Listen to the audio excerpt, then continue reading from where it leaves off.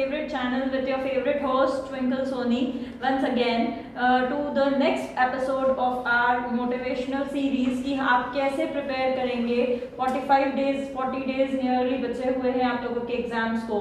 तो we are giving you the motivation kind of thing जो हमारे पुराने बच्चे हैं, जो हमारे स्टार्स हैं, जो यहाँ से ऑलरेडी किसी अच्छे रेप्यूटेड इंस्टीट्यूट्स में जा चुके हैं। कुछ लोग डॉक्टर बन रहे हैं, कुछ लोग अच्छे NITs IITs आईसर्स में जाकर के इंजीनियर बन रहे हैं, ठीक है। तो वहाँ पर ये सारे बच्चे जो हैं आप लोगों को अपना एक्सपीरियंस आप लोगों के साथ शेयर कर रहे हैं और आप लोगों को बता रहे हैं कि आप लोग किस तरीके से प्रिपेयर करें इन लास्ट 40-45 डेज को, कैसे मैक्सिमम यूटिलाइज करें और मैक्सिमम यूटिलाइज करके आप अपने जो गोल है, जो आप लोगों ने डिसाइड किया था, ठीक है, उस गोल तक किस तरीके से पहुंचेंगे ये बच्चे आप लोगों को गाइड कर रहे हैं। तो लास्ट जो हमारे एल्यूमिनाइज के साथ हमारी बातचीत हुई थी, आज एक और हमारा जो स्टार है अनिकेत, ही स्टडिंग इन एम्स, वो आपको ऐसे सारा इंट्रोडक्शन खुद अपना बताएगा बच्चा, ठीक है। तो ये अनिकेत है हमारे साथ। ओवर टू यू अनिकेत, बताओ जरा बेटा अपने बारे में। Thank you ma'am. Myself Aniket Gaikwad, I am doing my MBBS from All India Institute of Medical Science AIIMS Nagpur. Rank क्या हाँ, है आपकी? मेरा all India category rank was 169 और 169 and that was very applaudable thing, ठीक है। 169 ऑल इंडिया रैंक एम्स के अंदर अनिकेत का स्कोर किया था अनिकेत ने, और बहुत ही अच्छा, we are very proud of him for this. And AIIMS के अंदर आप MBBS अभी कर रहे हो एम्स नागपुर से? Yes ma'am. ओके, तो अनिकेत बताओ सर हमारे बच्चों को कि कैसे आपके दिमाग में ये चीज़ आई थी, कैसे आपने डिसाइड किया था टू गेट इनटू दिस, आपको मेडिकल में जाना है या डॉक्टर बनना है बेसिकली, कैसे डिसाइड किया था? फर्स्ट ऑफ ऑल मैं थैंक यू कहना चाहूँगा कि आपने मुझे मौका दिया कि मैं अपना एक्सपीरियंस आपके सबके साथ शेयर करूँ, और मैं होप करता हूँ कि मेरा एक्सपीरियंस आप सबको हेल्प करे आपकी जर्नी में। तो जब मतलब मुझे स्टार्टिंग में कुछ पता नहीं था कि मतलब मेडिकल प्रोफेशन के बारे में कुछ भी पता नहीं था, ना कि नीट के बारे में पता था, कुछ भी पता नहीं था। तो जैसे मैंने 10th की एग्ज़ाम क्लियर की तो मतलब मेरा थोड़ा इंटरेस्ट पहले से बायोलॉजी की तरफ था, क्योंकि मतलब बायोलॉजी थोड़ा कंफर्टेबल लगता था एज़ कम्पेयर टू बाकी सब्जेक्ट्स। अच्छा।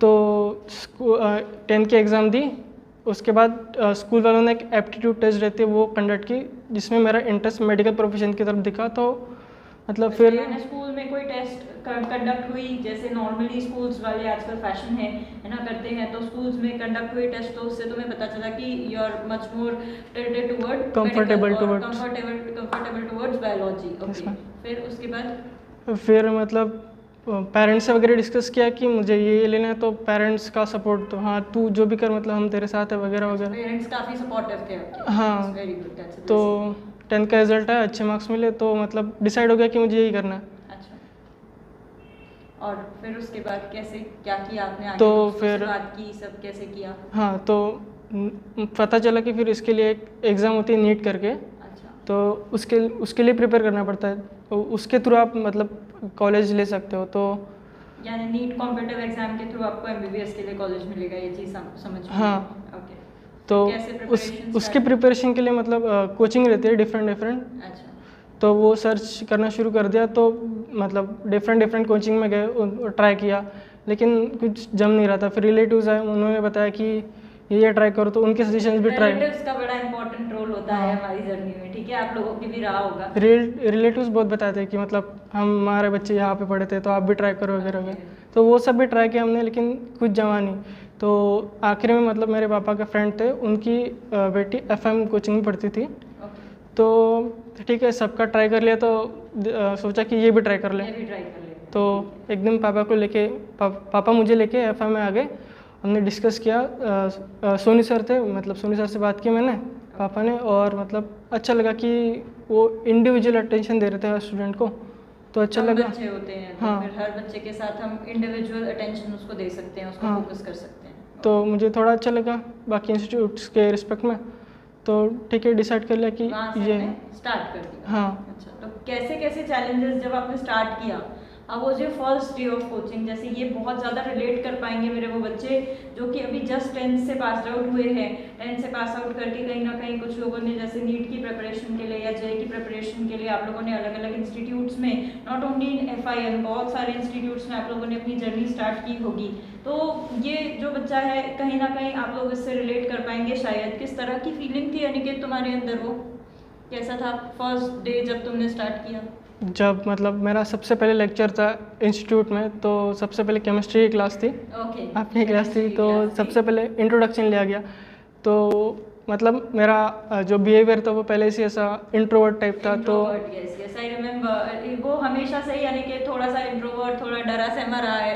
अभी देख सकते हैं हम कि बहुत थोड़ा सा कॉन्शियस हो रहा है। कोई दिक्कत नहीं है बेटा, है ना, आराम से एट ईज रहो, कोई दिक्कत नहीं है। यस, तो आपने ये अपना इंट्रोडक्शन लिया और अपना पढ़ाना शुरू कर दिया। उसमें आपने मोल कंसेप्ट पढ़ाना शुरू कर दिया।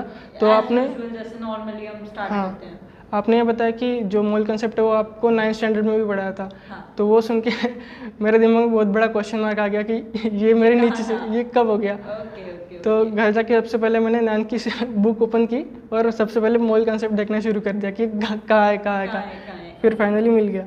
अच्छा, मिल गया। हाँ। यानी वो ये चीज़ हम ये भी बता सकते हैं कि एक्चुअली जब आप आते हो 11th में, कोई भी कॉम्पिटिटिव के लिए प्रिपेयर करने आते हो, नीट या जेई के लिए, तो जहाँ से आप पढ़ना स्टार्ट करते हो, ठीक है, यहाँ तो इसने केमिस्ट्री की बात की है तो मैं केमिस्ट्री की बात करूंगी, बट वैसे ही सेम फिजिक्स में भी होता है, कहीं ना कहीं रिलेटिवली बायो में या मैथमेटिक्स में भी वैसा ही होता है। ऑलरेडी बेटा आप उसका जस्ट 8th मतलब 9th और 10th में थोड़ा बहुत पढ़ चुके होते हो, बट ना वो फीलिंग आप लोगों को आ नहीं पाता है उस चीज़ का, क्योंकि पैटर्न अलग होता है पढ़ने का, राइट। हाँ। पैटर्न अलग होता है, तो वही चीज़ थी। फिर क्या फील किया तुमने? फिर केमिस्ट्री की क्लास हो गई, उसके बाद फिजिक्स की क्लास थी। फिजिक्स की क्लास में भी सेम था, सर ने इंट्रोडक्शन लिया और अपना डेरिवेशन इंटीग्रेशन से स्टार्ट किया, जो कि बेसिक्स था। मैथमेटिकल।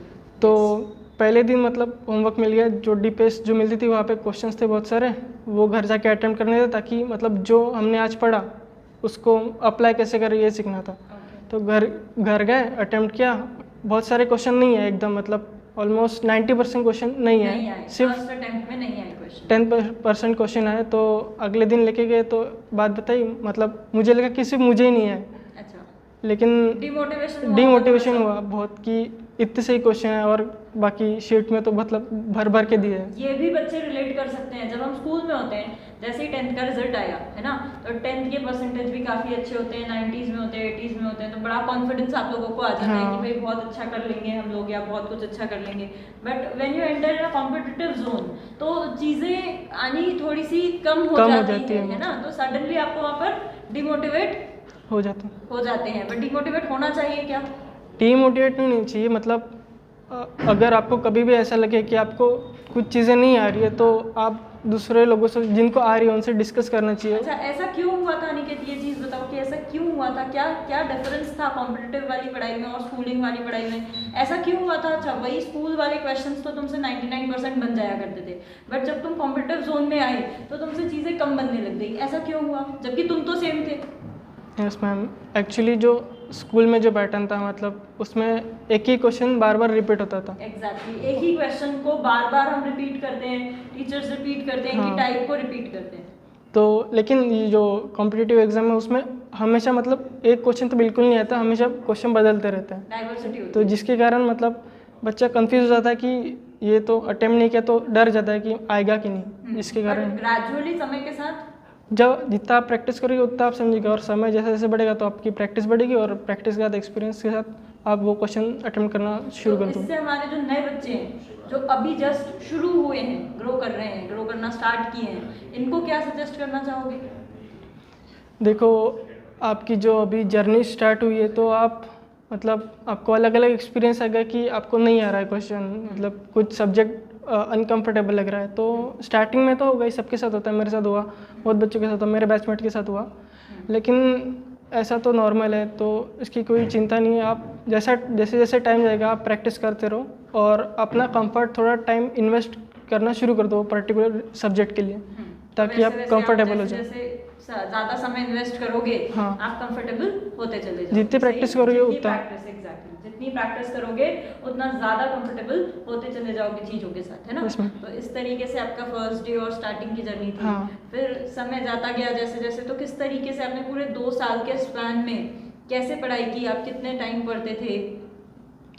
मैम एक्चुअली जब क्या शेड्यूल होता था आपका कोचिंग का? हाँ, का कोचिंग जब स्टार्ट हुई तब 2 ही लेक्चर होते थे हमारे, फिजिक्स और केमिस्ट्री, बायो का एक्सपोजर नहीं मिला था तब। तो अपनी जो टाइमिंग थी वो थी 3 से लेके 7 बजे तक, कुछ 4-5 आवर्स की। हाँ, 4-5 आवर्स की। तो उसमें 2 ही लेक्चर होते थे, तो उसमें डिस्कशन से लेके पढ़ाई तक मतलब ये सब चीज़ें हो जाती थी, और बाद में घर। अच्छा, तो धीरे धीरे समय बढ़ा, दोस्त बढ़े, तो जब दोस्त बढ़े तो दोस्तों के इन्फ्लुएंस में भी आने लगे। लाइक ट्यूशन ख़त्म होती थी, हम दोस्त वगैरह मिलके बाहर जाके खाना वाना खाते थे, पानी पूरी खाने तो जिसके कारण थोड़ा टाइम वेस्ट होना शुरू कर दिया था, मतलब शुरू हो गया था।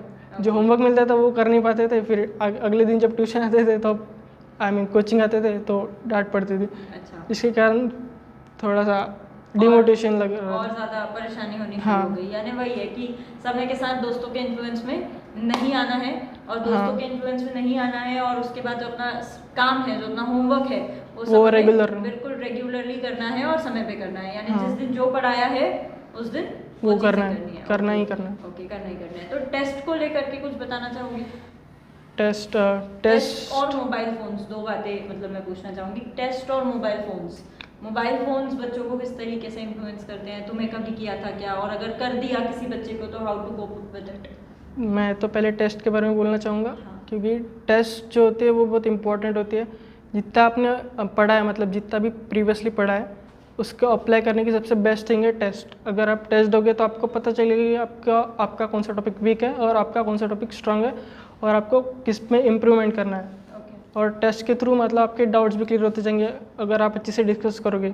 और टेस्ट को रीअटेम्प्ट करना बहुत इंपॉर्टेंट है, क्योंकि उससे ही आपकी बहुत सारी इंप्रूवमेंट हो जाती है। यहाँ पे रीअटेम्प्ट करने वाली जो बात आपने कही है ना निकेत, इसको थोड़ा सा इलैबोरेट करो, बच्चों को शायद समझ में तक क्लियर नहीं आएगा कि what is mean by reattempting the test. Reattempting यानी मतलब जैसे हमारी ट्यूशन कोचिंग में हमारी जो टेस्ट होती थी वो संडे टू संडे होती थी। तो हमारा शेड्यूल था कि जैसे टेस्ट हुई, घर जाओ और रीअटेम्प्ट करो। रीअटेम्प्ट यानी जो हमारे क्वेश्चन मतलब आंसर की मिलती थी वहाँ से चेक करो, जो सही हो वो सही हुए और जो गलत हुए गलत हुए। लेकिन जो गलत हुए उसको वापस से एक बार खुद से सॉल्व करके देखना।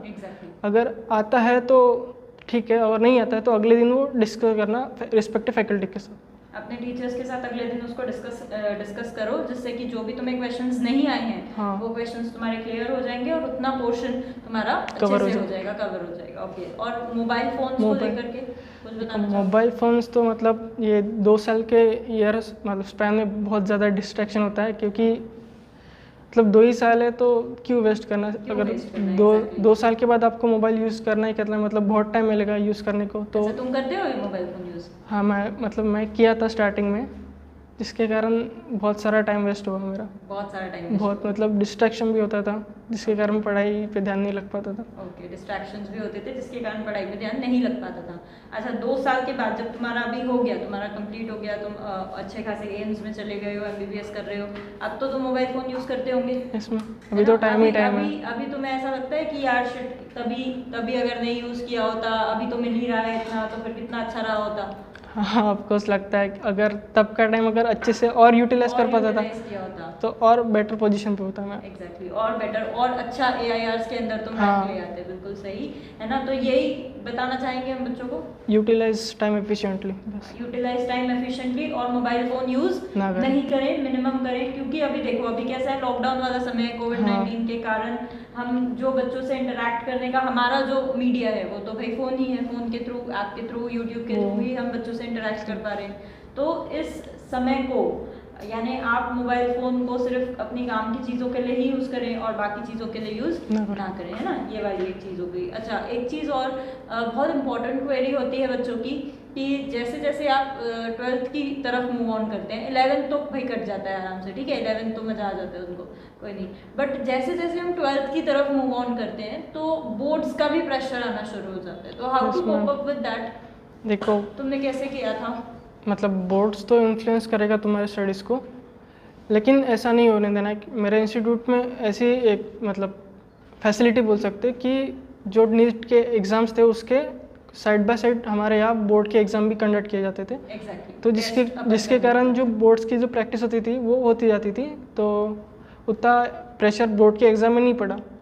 तो लेकिन जब मतलब बोर्ड्स पास आ गए इसके कारण मतलब जो फोकस रहता है वो बोर्ड्स में ज़्यादा चला गया, तो थोड़ा नीट का प्रिपरेशन हैम्पर्ड हो गया हैम्पर हो गया था। तो मैं ये कहना चाहूँगा कि आप दोनों को इक्वली टाइम दें, दोनों को स्टार्टिंग से अच्छे से करें ताकि आपको बाद में जाके प्रॉब्लम ना हो। हाँ, ये देखो, ये फैसिलिटी तो जो अपने साथ है, जो FIM के बच्चे हैं, तो ये फैसिलिटी तो उन्हें मिलेगी कि भाई आप साइमल्टेनियसली बोर्ड भी करवा रहे हैं यहाँ पे हम लोग, और यहाँ पे हम लोग नीट भी करवा रहे हैं। बट जो FIM के बाहर के बच्चे हैं जिनको साइमल्टेनियसली बोर्ड टेस्ट सीरीज नहीं मिलता, ठीक है, उनके लिए मैं एक चीज़ बताना चाहूँगी कि आप लोग भी अवेल करवा सकते हैं हमारा board test series, NEET test series, ठीक है। और वो अवेल करवाने के लिए आपको स्क्रीन पे लास्ट में, वीडियो के लास्ट में हमारे कॉन्टैक्ट डिटेल्स मिलेंगे, आप प्लीज़ वहाँ पर कॉन्टैक्ट करें so that you can avail all our test series, ठीक है। तो अब नेक्स्ट क्वेश्चन अनिकेत, मैं आपसे ये पूछना चाहूँगी कि भाई बोर्ड्स तक तो आपने प्रिपेयर कर लिया, ठीक है, उसके बाद लास्ट जब आया एग्ज़ाम का टाइम, जब आया, ठीक है, लास्ट एग्ज़ाम के टाइम में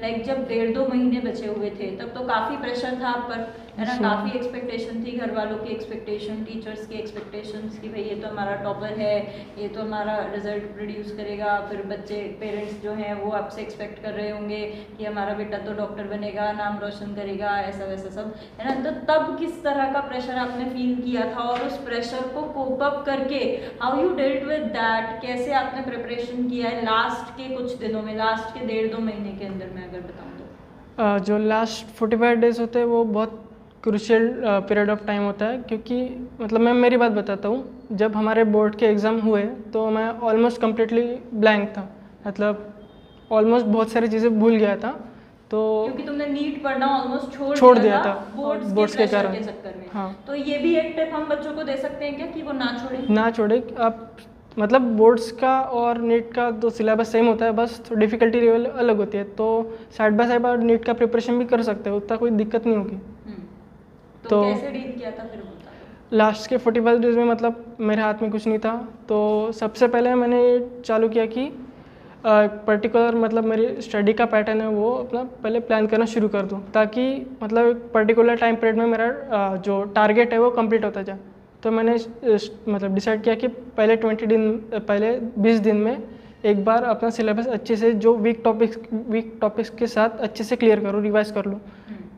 जैसे फिर मैंने डेली 9 घंटे पढ़ना शुरू किया और 3 घंटे अपने हर एक सब्जेक्ट को देना शुरू कर दिए। 3 घंटे फिजिक्स, केमिस्ट्री, 9 घंटे पढ़ते थे। हाँ, 3 फिजिक्स, 3 केमिस्ट्री और 3 बायोलॉजी। हाँ, तो और बच्चों को 9-10 घंटे पढ़ना चाहिए। और मतलब सिर्फ 9 घंटे सफिशिएंट नहीं है, तो अगर कभी ज़्यादा लगे तो आराम से एक्सटेंड कर लेता था। इसके कारण 20 दिन में मेरा आराम से टारगेट कंप्लीट हो गया, और अगले जो 25 दिन बचते हैं तो मैंने अपना स्टडी टेस्ट ओरिएंटेड कर लिया। मतलब मैक्सिमम टेस्ट दिए, और टेस्ट देने के बाद जो मेरी डिफ़िकल्टी थी उसको मतलब सॉल्व किया, सर के साथ, मैम के साथ डिस्कस किया, और जो मेरी क्वेरी रहती थी वो कभी कभी खुद से लगा लेता था, ताकि मतलब वो रहता है ना सेल्फ स्टडी। अच्छा, सेल्फ स्टडी करते थे, तो मैक्सिमम तुमने सेल्फ स्टडी पे ध्यान दिया है लास्ट 45 डेज के अंदर। हाँ, और टेस्ट मैक्सिमम दिए हैं। Test maximum. तो ऐसे भी कुछ बच्चे होते हैं जो हम लोग अभी देखते हैं कि टेस्ट देने में बड़ा डर लगता है इनको, है ना, टेस्ट देने में बहुत कतराते हैं। ये जो लास्ट वाली टेस्ट होती है कि इतने कंफर्टेबली बच्चे नहीं देते, तो इनको आप क्या बताना चाहेंगे टेस्ट के बारे में कि टेस्ट देना ज़रूरी है, नहीं है, वटेवर? लास्ट में तो एक्चुअली ऐसा होता ही है, क्योंकि डर रहता है एग्ज़ाम का कि हमारी पढ़ाई तो कुछ नहीं हुई वगैरह वगैरह, लेकिन ऐसा नहीं करना चाहिए। जो लास्ट का पीरियड है वही बड़ा इम्पोर्टेंट होता है। आप इसमें बहुत कुछ कर सकते हो, क्योंकि आपने प्रीवियसली बहुत कुछ पढ़ रखा है, तो आप उसको आराम से अभी कम दिनों में ज़्यादा ग्रास्प कर सकते हो, और आपके पास तो मतलब पूरा दिन पड़ा रहता है आखिर में। हाँ। तो आप आराम से शेड्यूल बना के, प्लान करके आराम से सब कुछ एग्जीक्यूट कर सकते हो। इवन आपके वीक टॉपिक्स भी अच्छे से स्ट्रांग बना सकते हो। ओके, तो यानी टेस्ट देना बहुत इम्पोर्टेंट, बहुत ही इम्पोर्टेंट है। ओके, और उन्हें उनका डिस्कशन करना या उन्हें एनालाइज करना? डिस्कशन सबसे इम्पोर्टेंट है। अच्छा, टेस्ट दिया सिर्फ उससे ही नहीं हो पाएगा। टेस्ट मतलब देने से पता तो चल गया कि हमें क्या नहीं आ रहा है, लेकिन आपको अगर क्या नहीं आ रहा उसको सीखना है तो डिस्कस करना बहुत इम्पोर्टेंट है। तभी आप इम्प्रूव करोगे भी और डिस्कस भी करें, इम्प्रूवमेंट तभी होगी। हाँ, है ना, ये कह सकते हैं।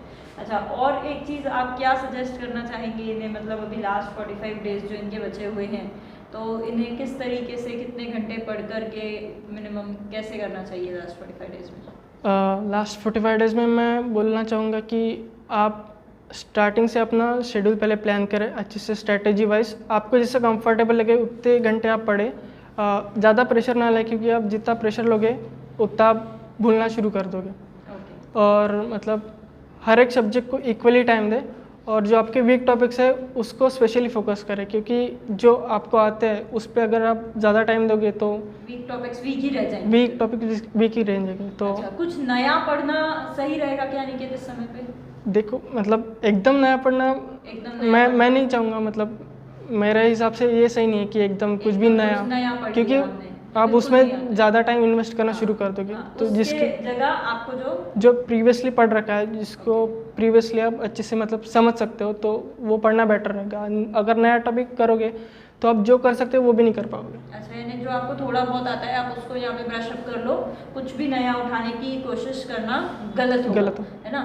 अच्छा, और कोई पर्टिकुलर टॉपिक का आप इन्हें सजेस्ट करना चाहोगे कि फिजिक्स में ये पर्टिकुलर कोई टॉपिक है या केमिस्ट्री में वो आपने जो फील किया हो कि जो आपको ईजी भी लगा हो और जिसके क्वेश्चंस भी आते हो, अगर वो बच्चे करें तो इन्हें ज़्यादा फायदा मिले? यस मैम, एक्चुअली जो फिजिक्स में 11 का पार्ट होता है, लाइक स्टार्टिंग का डेरिवेशन, इंटीग्रेशन, काइनेमेटिक्स वगैरह वगैरह, स्टार्टिंग वर्क पावर एनर्जी तक पूरा, वो जो बेसिक्स अच्छे से कर लो, क्योंकि यही बेसिक्स आगे जाके पूरा अप्लाई होता है हर चैप्टर में। तो ये करना बहुत इंपॉर्टेंट है। और 12th की बात करें तो इलेक्ट्रोडायनामिक्स का सारा पार्ट अच्छे से कर लो, क्योंकि मोस्ट ऑफ द क्वेश्चन वहाँ से ही आते हैं और वो इजी पार्ट है, और उसकी प्रैक्टिस करना बहुत ज़रूरी है, क्योंकि आप जितनी जल्दी सीखते हो उतने उससे डबल स्पीड से भूलते हो। अगर प्रैक्टिस नहीं करोगे तो मतलब भूल जाओगे आराम से। Same is with organic chemistry also. Organic chemistry के बारे में, ऑर्गेनिक केमिस्ट्री ईजी है, लेकिन वही बात है कि आप जितनी जल्दी समझोगे उतनी जल्दी भूलोगे भी। एग्जैक्टली। तो क्या सजेस्ट करना चाहोगे, कोई चैप्टर्स किस तरीके से उन्हें कहाँ से प्रिपेयर करें, क्या करें अभी? फिजिक्स के लिए तो क्लास नोट्स, मेरे इंस्टीट्यूट से क्लास नोट इनफ है। केमिस्ट्री के लिए आप एनसीईआरटी रेफर कर सकते हो, एनसीईआरटी बहुत अच्छी दी है। इनऑर्गेनिक और ऑर्गेनिक के लिए बेस्ट है एनसीईआरटी। आप आराम से प्रिपेयर कर सकते हो। मतलब मोस्ट 15 क्वेश्चन आते हैं, like 15 question from organic, 15 question from, तो एनसीईआरटी अच्छे से कर लोगे तो आपको 30 क्वेश्चन आराम से ऐसे बन जाएंगे ऑर्गेनिक और इनऑर्गेनिक में लगे। और फिजिकल के आप जितना प्रैक्टिस करोगे उतना आएगा।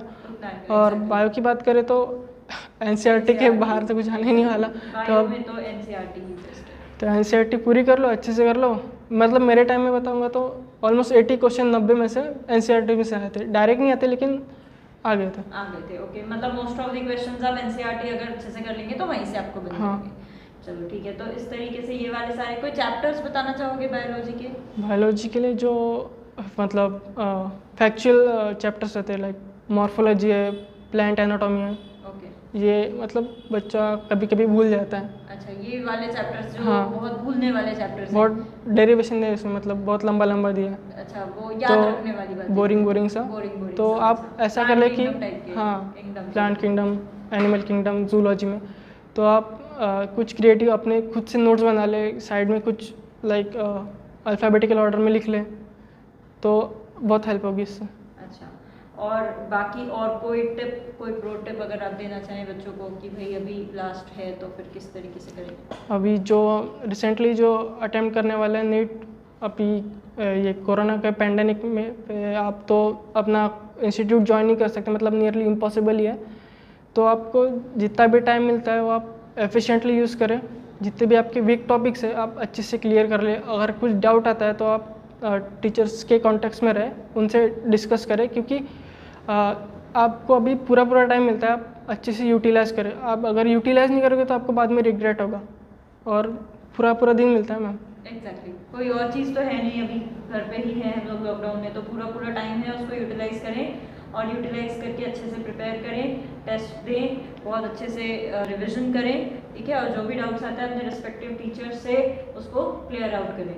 और एक चीज़ मैं आप लोगों को बताना चाहूँगी, अगर आप असेस करना चाहते हैं हमारे क्लास नोट्स या हमारे मटेरियल को, तो आप बिल्कुल हमें कॉन्टैक्ट करिए, तो so that we can send our PDF class notes to you, ठीक है। So here I am Twinkle Soni ending this off. इस एपिसोड को यहाँ पे हम लोग ख़त्म करते हैं, फिर अगली बार मिलेंगे अगले एल्यूमिनाई के साथ अगले एपिसोड में। सो थैंक यू वेरी मच। अगर आपको पसंद आया हो लाइक करें, सब्सक्राइब करें और शेयर करें। So thank you and good bye.